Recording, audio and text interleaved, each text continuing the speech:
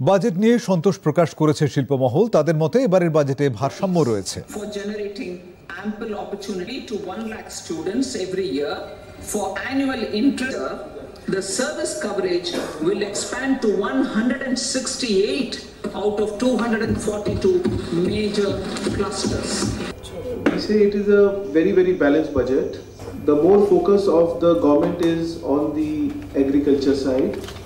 In this budget, what we saw on digitalization, transparency, improving the income of the farmers. So where we know that more than 75 crores of the population of our country is agriculture population. যে development প্রসেসটা চলছিল এই বাজেটটা তার মধ্যেই একটা পদক্ষেপ।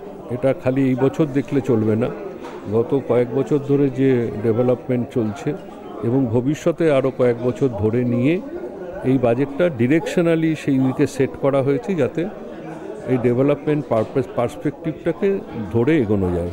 উনি আরম্ভ করেছিলেন উন্নয়ন করতে হবে এবং দাম বাড়ানো চলবে না এবং তার সাথে চাকরি সৃষ্টি করতে হবে। এটা না হলে আমি যদি বলি দারিদ্র্য কমাবো, আমি লোকজনকে সুখী করবে, এটা সম্ভব নয়। তো এই দুটো দিক মাথায় রেখে পুরো বাজেট 9টা জিনিসকে নিয়ে উনি বাজেট করেছেন। এই সমস্ত 9টা জিনিসই কিন্তু এর উপর ভিত্তি যে এইগুলো দিয়ে উন্নয়নের হার মেনটেন করা যাবে, চাকরির সৃষ্টি হবে, দাম কমানো যাবে। ওভারঅল ডেভেলপমেন্ট হয়েছে, সবই সেক্টরকে ফোকাস করেছেন মাননীয় বিত্তমন্ত্রী। আমাদের পার্সোনাল ট্যাক্সেশনে অনেকগুলো ছাড় হয়েছে, নিউ ট্যাক্স রেজাইমে স্ল্যাবসে রেশনালাইজেশন হয়েছে, স্ট্যান্ডার্ড ডিডাকশন বাড়ানো হয়েছে।